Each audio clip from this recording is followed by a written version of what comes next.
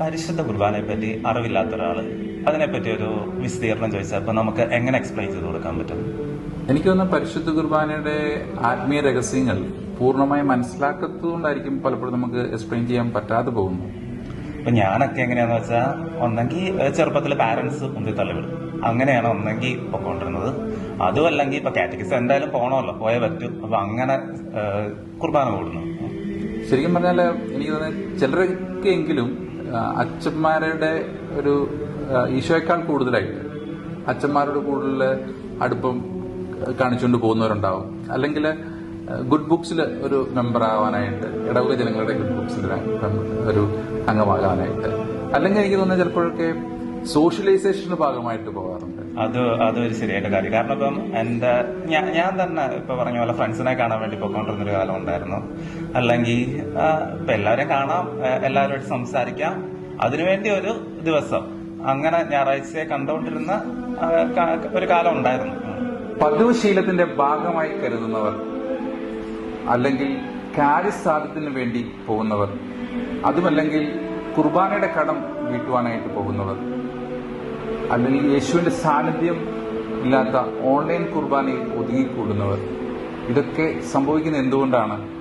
പരിശുദ്ധ കുർബാനയിൽ ഈശോയുടെ സാന്നിധ്യത്തെപ്പറ്റി പൂർണ്ണമായും ബോധ്യമില്ലാത്തതുകൊണ്ടല്ലേ? ഇങ്ങനെയൊക്കെ സംഭവിക്കുന്നത് പരിശുദ്ധ കുർബാനയിൽ ഈശോയുടെ ഒരു സജീവ സാന്നിധ്യം ഉണ്ടെന്ന് ആളുകൾ തിരിച്ചറിയാത്തതുകൊണ്ടല്ലേ?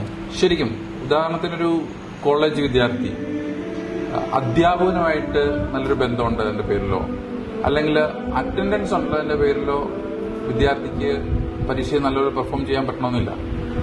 അതൊരു ശരിയായിട്ടുള്ള കാര്യമാണ്. കാരണം പോർഷൻസ് ഫുൾ പഠിക്കാതെ ഒരു എക്സാമിന് പോയിരിക്കുവാണെങ്കിൽ ആ എക്സാം നമുക്ക് എങ്ങനെ കംപ്ലീറ്റ് ചെയ്യുമെന്ന് ഉള്ള ബുദ്ധിമുട്ട് നമുക്കറിയാം. അതിനകത്ത് ആൻസേഴ്സ് നമുക്കറിയില്ല, എന്ത് ചെയ്യണം എന്നറിയില്ല. നമുക്കൊരു മൊത്തത്തിലൊരു ബോറിംഗ് ആയിരിക്കും ആ എക്സാം എഴുതുന്ന ഒരു പരിപാടി തന്നെ. പക്ഷെ എനിക്കൊന്ന് പോർഷൻസ് ഫുൾ പഠിച്ചിട്ട് പോവാണെങ്കിൽ ആ 2 മണിക്കൂർ സമയം നമുക്ക് പോരാത്ത ഒരു അവസ്ഥ വരും. അങ്ങനത്തെ ഒരു രീതി എനിക്ക് തോന്നിയിട്ടുള്ളത്. ഇതുപോലെ പരിശുദ്ധ കുർബാന ബോറിംഗ് ആവുന്നതും മടുപ്പ് തോന്നുന്നതും പരിശുദ്ധ കുർബാനയിലെ ആത്മീയ രഹസ്യങ്ങൾ മനസ്സിലാക്കാൻ പറ്റാത്തതുകൊണ്ടല്ലേ? എന്നാണ് ബലി ആരംഭിച്ചത്? മനുഷ്യപ്രകൃതിയിൽ നിന്ന് ആദ്യ കാലഘട്ടങ്ങളിൽ തന്നെ ബലിയർപ്പണം രൂപപ്പെട്ടു. പഴയ നിയമത്തിൽ ദൈവകൽപ്പന പ്രകാരമല്ലാതെ തന്നെ ആബേൽ, നോഹ, അബ്രാഹം എന്നിവർ ബലിയർപ്പിച്ചിരുന്നു.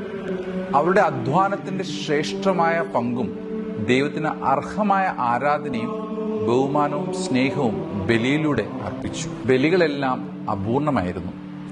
അങ്ങനെയാണ് പിതാവായ ദൈവം സ്വന്തം പുത്രനെ, ഈശോയെ തന്നെ ഭൂമിയിലേക്ക് അയച്ചത്. നിത്യപുരോഹിതനായ ഈശോ തന്നെ സ്വയം കാൽവരിയിൽ ബലിയർപ്പിച്ചു. എന്താണ് വിശുദ്ധ ബലി? എന്തിനു വേണ്ടിയാണ് നമ്മൾ പരിശുദ്ധ കുർബാന അർപ്പിക്കുന്നത്? ഈശോയുടെ 33 വർഷത്തെ ജീവിതത്തിലെ ജനനം മുതൽ ഉദ്ധാനം വരെയും പരിശുദ്ധാത്മാവിന്റെ ആഗമനം വരെയുള്ള എല്ലാ കാര്യങ്ങളുടെയും അനുസ്മരണമാണ് വിശുദ്ധ കുർബാന. മനുഷ്യകുലത്തിന്റെ വീണ്ടെടുപ്പിനും നിത്യരക്ഷയ്ക്കും വേണ്ടി യേശു പൂർത്തീകരിച്ച ഏക ബലിയുടെ അനുസ്മരണമാണ് പരിശുദ്ധ കുർബാന. പരിശുദ്ധ കുർബാന എന്നാൽ ഈശോയുടെ ജനനം, പരസ്യജീവിതം, പീഡാനുഭവ മരണം, ഉദ്ധാനം ഇവയെല്ലാം അടയാളങ്ങളോടെ അനുഷ്ഠിക്കപ്പെടുന്നു. അതിനുപരിയായി നമ്മുടെ പാപപരിഹാരത്തിനായി പിതാവായ ദൈവത്തിന് ഈശോ അർപ്പിക്കുന്ന ഒരു ബലി കൂടിയാണിത്. പരിശുദ്ധ കുർബാന അന്ത്യത്താഴത്തിന്റെ അനുസ്മരണം മാത്രമല്ല, മറിച്ച് യേശുവിന്റെ കാൽവരിയിൽ അർപ്പിച്ച ബലി അതേപടി, അല്ലെങ്കിൽ അതിന്റെ വിശുദ്ധിയും വിലയും ഒരു തരി പോലും നഷ്ടപ്പെടാതെ, രക്തം ചിന്താതെ അൾത്താരയിൽ അർപ്പിക്കപ്പെടുന്നു. ബലിവസ്തുവും ബലി അർപ്പകനും ക്രിസ്തു തന്നെയാണ്. വൈദികൻ ക്രിസ്തുവിന്റെ ഒരു പ്രതിനിധി മാത്രമാണ്. പിതാവായ ദൈവം നമ്മെ എത്ര അധികമായി സ്നേഹിക്കുന്നു എന്ന സത്യം മനസ്സിലാക്കുമ്പോൾ മാത്രമേ പരിശുദ്ധ കുർബാന ശക്തി നമുക്ക് ശരിക്കും ഉൾക്കൊള്ളാൻ കഴിയൂ. ദൈവത്തിന്റെ കൃപയും കാരുണ്യവും ചൊരിയാനും അനുഗ്രഹങ്ങൾ വർഷിക്കപ്പെടാനുള്ള മാർഗമാണ് വിശുദ്ധ കുർബാന. ഏറ്റവും വലിയ പാപയോടൊത്ത് ചേർന്ന് നിൽക്കാനും കൂടുതൽ നമ്മെ സ്നേഹിക്കാനുമുള്ള അതിയായ ആഗ്രഹത്താൽ പീഡകൾ സഹിച്ച് ഈശോ പരിശുദ്ധ കുർബാനയായി മാറി. രക്ഷിതാവിനെ കാൺക പാപി, രക്ഷിതാവിനെ കാൺക പാപി, നിന്റെ പേർക്കല്ലയോ ക്രൂശിന്മേൽ തൂങ്ങുന്നു, നിന്റെ പേർക്കല്ലയോ ക്രൂശിന്മേൽ തൂങ്ങുന്നു. ഉള്ളിലെ കണ്ണുകൾ കൊണ്ടു നീ കാണുക, ഉള്ളിലെ കണ്ണുകൾ കൊണ്ടു നീ കാണുക, രക്ഷിതാവിനെ കാൺക പാപി. ഏറ്റവും വലിയ പാപയോടൊത്ത് ചേർന്ന് നിൽക്കാനും കൂടുതൽ കൂടുതൽ നമ്മെ സ്നേഹിക്കാനുമുള്ള അതിയായ ആഗ്രഹത്താൽ പീഡകൾ സഹിച്ച് ഈശോ പരിശുദ്ധ കുർബാനയായി മാറി. സ്വയം ചെറുതായി അപ്പത്തിലേക്ക് ഇറങ്ങി വന്നു.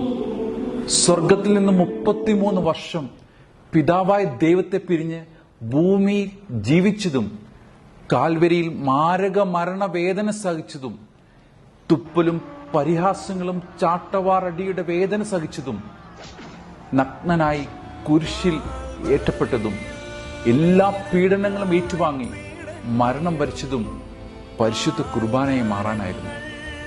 അങ്ങനെ കീറിമുറിക്കപ്പെട്ട ശരീരവും രക്തവുമാണ് വിശുദ്ധ കുർബാനയിൽ അപ്പത്തിന്റെയും വീഞ്ഞിന്റെയും രൂപത്തിൽ നൽകപ്പെടുന്നത്. കണ്ടാലോ ആളറിയുകില്ല, ഉഴവുചാൽ പോൽ മുറിഞ്ഞിടുന്നു, കണ്ടാലോ മുഖശോഭയില്ല, ചോരയാൽ നിറഞ്ഞൊഴുകിയിടുന്നു, കണ്ടാലോ ആളറിയുകില്ല, ഉഴവുചാൽ പോൽ മുറിഞ്ഞിടുന്നു, കണ്ടാലോ മുഖശോഭയില്ല, ചോരയാൽ നിറഞ്ഞൊഴുകിയിടുന്നു, ചുടുചോരത്തുള്ളിയായി വീഴുന്നു, നിൻ പാപം പോക്കുവാനല്ലയോ, മുള്ളുകൾ ശിരസിലാഴ്ന്നതും, നിൻ ശിരസുയരുവാനല്ലയോ, ചുടുചോരത്തുള്ളിയായി വീഴുന്നു, മുള്ളുകൾ ശിരസിലാഴ്ന്നതും, നിൻ ശിരസുയരുവാനല്ലയോ.